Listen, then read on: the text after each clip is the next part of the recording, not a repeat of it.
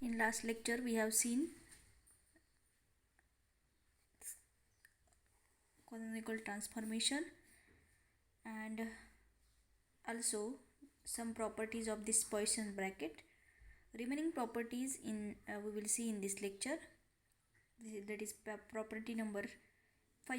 This property have two sections A and B. In A, u plus v into w, Poisson bracket of u plus v into w is equal to Poisson bracket of u into w plus Poisson bracket of v into w. आता ही जी identity आपल्याला prove करायची, तर याचा आपण proof बघूया. Proof by the definition of Poisson's bracket, Poisson bracket of u plus v w is equal to summation over k, the partial derivative of u plus v divided by this partial derivative of u plus v with respect to qk into partial derivative of w with respect to pk minus partial derivative of u plus v with respect to pk and the partial derivative of w with respect to qk. So we can split this u plus v into two terms, that is equal to summation over k dou u with respect to dou qk plus dou v dou qk असंही आपण split करू शकतो ही term, आणि into do W divided by डो P K आहे तसंच ठेवू शकतो आपण. मायनस आता ही सुद्धा टर्म आपण स्प्लिट करू शकतो, minus do U do P K plus do V do Q K into हे do W divided by do Q K. Okay, त्यानंतर ह्या पार्शियल डेरिव्हेटिव्ह आहे W with respect to P K, याने आतमध्ये multiply करायचं, ह्याने सुद्धा आतमध्ये मल्टिप्लाय करायचं, आणि इक्वेशन काय येते बघा, summation K do U divided by do Q K into do W divided by डो पी के, आतमध्ये मल्टिप्लाय केल्यानंतर मायनस इथं सुद्धा तसंच डो यूची टर्म आपण घेऊया, do U divided do P K into do W divided by do Q K. यूची टर्म आपण सेपरेट करून घेतली, प्लस समेशन ओव्हर के डो व्ही डो इथलं do Q K into do W divided by डो पी के, आतमध्ये multiply केल्यानंतर minus डो व्ही डो पी के इथली term into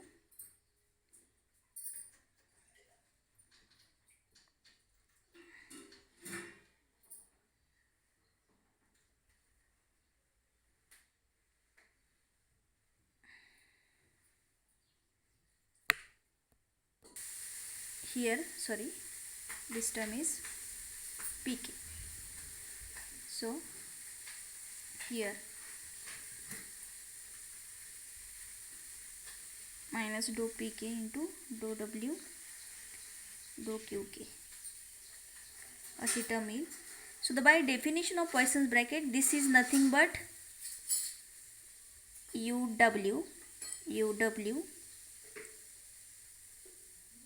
plus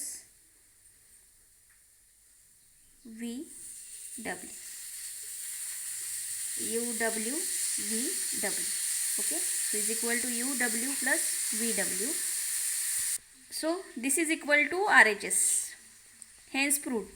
Okay, this is the A part, and in B part this is the B part of this fifth identity, the fifth property, that is u into vw is equal to u into v into w. हे prove करायचे आपल्याला v into U W. तर हे तुम्ही करा आता याच्यावरनं. आता इथं फक्त काय करायचं, इथं काय आहे, यू घ्यायचं हे आणि हे डब्ल्यूच्या ऐवजी व्ही डब्ल्यू घ्यायचं. ओके, इथं पण तसंच यू आणि व्ही डब्ल्यू घ्यायचं. आणि बाय युजिंग प्रॉडक्ट रूल हे काय करायचं, सेपरेट करून त्याचं डेरिव्हेटिव्ह घ्यायचं. म्हणजे याच्याऐवजी यू घ्यायचं, याच्याऐवजी व्ही डब्ल्यू घ्यायचं. ओके, आणि मग सॉल्व करायचं. ह्याचं आन्सर हे यायला पाहिजे. Okay, so this is the fifth property. Let us see six property. Property number 6, dou by dou t, that is time derivative of uv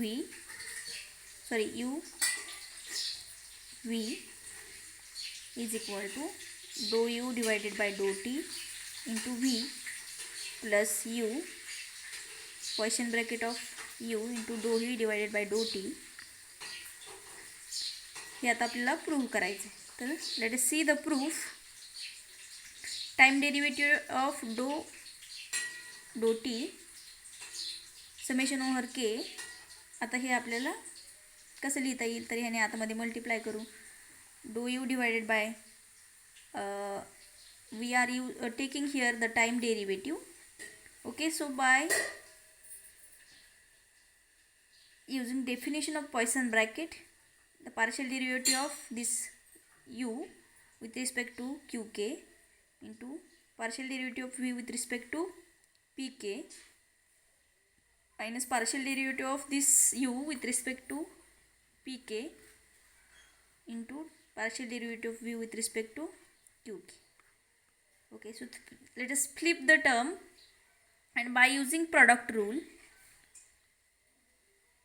we will solve this derivative summation over k. the product rule घ्यायचा. by using product rule dou divided by dou qk product time हा derivative घ्यायचा. By using product rule आपण काय करू शकतो, derivative घ्यायचा. Derivative of U with respect to T into do V divided by डो P K plus do U do Q K. Derivative of this P K of do V divided by do T असं घ्यायचं. हा काय आहे, time derivative आहे. Time derivative आपण घेतला आहे. हेन्स बाय युजिंग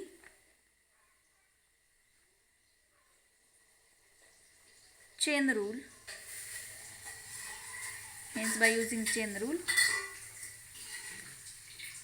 चेन रूलवरनं आपण हे केलेलं आहे. तर या टर्मचं आपण हे लिहिलेलं आहे. आता या टर्मचं आपल्याला लिहायचं आहे मायनस डो डिवायडेड बाय डो P K into do U divided by do T into do V divided by do Q K minus do U divided by डो P K into do Q K into do V divided by do T. तर ही term आपल्याला मिळाली. Bye using chain rule आपण काय केलं, हे differentiate केलेलं आहे. त्यानंतर काय करायचं, टर्म कंबाईन करायच्या. बघा, ही एक टर्म आपण कंबाईन करू शकतो आणि ही एक टर्म आपण कंबाईन करू शकतो. आणि नंतर ही टर्म आणि ही टर्म आपण कंबाईन करू शकतो. आणि hence by combining two terms, hence this equation becomes do U divided by do T into V, आपण त्याला असं म्हणू शकतो, plus U into do V divided by do T असं त्याला लिहू शकतो. By combining these two terms, and these two terms is nothing but commutator of dou u dou t into v plus commutator of u dou v dou t is equal to RHS. So this is the sixth property, and seventh property is Jacobi identity.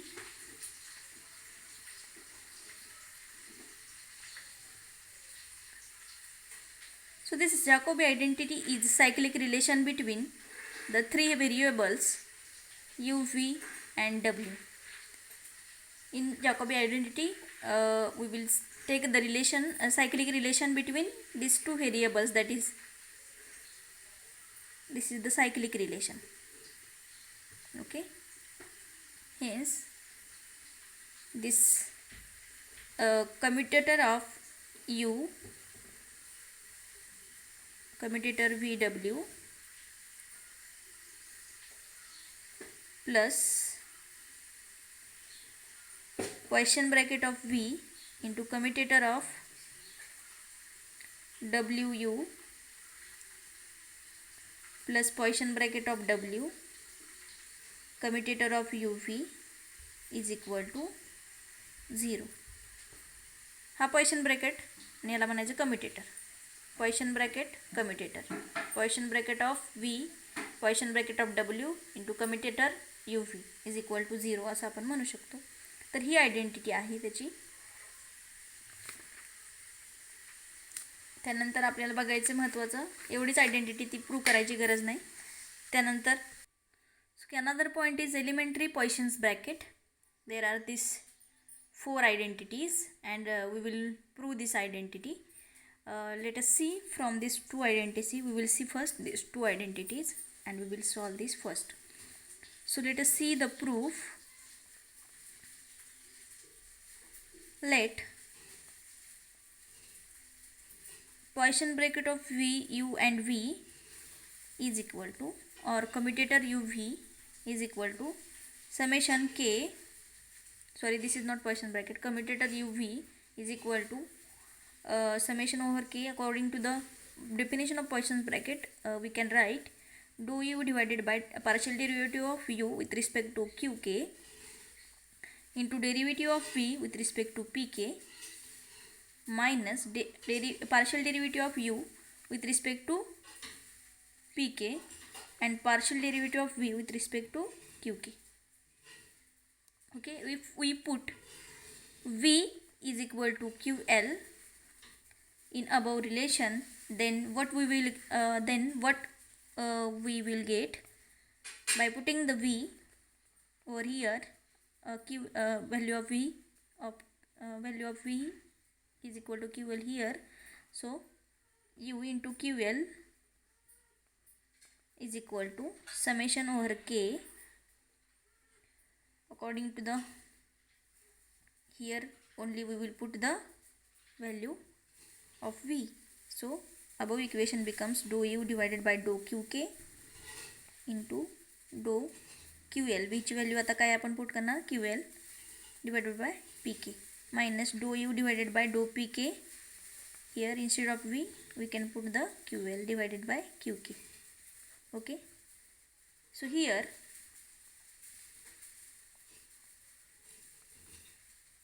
Derivative आपल्याला घ्यायचं आहे. Derivative of this Q L,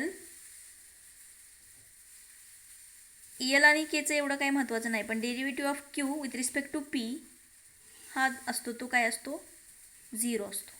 so this term will become 0, पूर्ण term होईल 0, म्हणून मग minus याचं आपल्याला हे घ्यायचं आहे, minus summation over K do U divided by डो पी के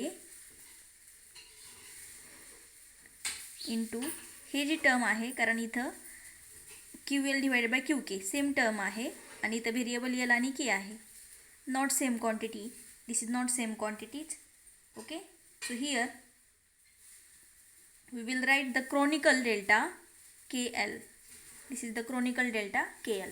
Chronicle delta KL असं आपण त्याला म्हणतो. मग आता ह्याच्याबद्दल जर बघायचं असेल आपल्याला, chronicle delta KL हा कधी 0 आणि कधी 1 असतो हे बघायचं आपल्याला. कधी 0 आणि कधी 1 असतो. जर K not equal to L असेल तर काय असतो, तो chronicle delta L हा chronicle KL हा 0 असतो आणि के इज इक्वल टू 1 एल जर असेल तर तो काय असतो 1. मग इथं ह्या सेम क्वांटिटीज नाहीत. ओके, म्हणजेच L is equal to K not equal to K, इथं काय आहे, K is not equal to K. तर अशी जी कंडिशन असते त्या कंडिशनला काय घेतो आपण, तिथं 1 घेतो. काय घेतो? 1 घेतो. सॉरी, इथं K is equal to L जर पुट आपण केलं, म्हणजे L is equal to K put केलं, इथं एलच्या ऐवजी के पुट केलं, तर सेम क्वांटिटीचा जर डेरिव्हेटिव्ह आपण घेतला तर तो असतो 1. तर ही कंडिशन आपण अप्लाय करणार इथं. आणि मग त्याच्याऐवजी मी काय लिहिलं? Delta K L. आता बघा, सिम्प्लिफाय करूया इक्वेशन. इथं पुट करूयात आपण K is equal to L इथं. Then that Kronecker delta K L is equal to काय असेल? 1. ही कंडिशन अप्लाय करतो आहे आपण. Therefore commutator U into Q L is equal to minus do U divided by डो पी एल असं equation येईल. ओके, इथं ही 1 पुट केला आपण याला तर, आणि केच्या ऐवजी काय पुट केलं? एल पुट केलं. तर हे इक्वेशन आपल्याला मिळेल. दिस इज द इक्वेशन नंबर 1. आता ही जी आयडेंटिटी आहे ती आपल्याला प्रूव्ह करायची, ही आणि ही. Okay, so put here, put U is equal to Q K. Then या इक्वेशनमध्ये, देन इक्वेशन 1 बिकम्स, काय करायचं? इथं यूच्या ऐवजी क्यू के पुट करायचे. मग इक्वेशन 1 काय येईल बघा? Q K into Q L is equal to minus do Q K divided by डो पी एल. ओके, इथं मग ह्याचा डेरिव्हेटिव्ह आपण घेतला तर तो येतो 0. याचा डेरिव्हेटिव्ह घेतला तर तो काय येतो? 0. म्हणजे पहिली आयडेंटिटीमध्ये आपण काय सांगतो आहे? Q K into Q L is equal to काय असतं? 0. Q K into Q L is equal to काय झालं? 0. ही झाली फर्स्ट आयडेंटिटी. आता सेकंडसाठी आपण करतो आहे. सेकंड आयडेंटिटी प्रूव्ह करण्यासाठी बघा काय करायचं आपल्याला, तर put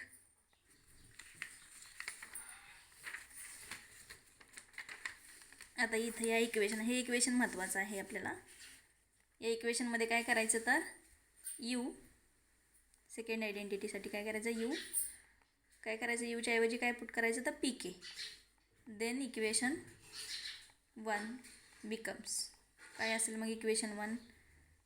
P K Q K is equal to minus doe P K divided by डो पी एल. मग ह्या जर असं कंडिशन असेल तर त्याचा आपण लिहितो, काय लिहितो? हा मायनस असाच द्यायचा, पण त्याच्याऐवजी आपण लिहितो क्रोनिकल डेल्टा के एल असं लिहितो. ओके, ही आयडेंटिटीसुद्धा प्रूव्ह झाली. तर ह्या बाकीची आयडेंटिटी तुम्ही सॉल्व करा घरी किंवा बुकमध्ये बघून करू शकता. So this is all about the identities and the properties of Poisson's bracket. Thank you.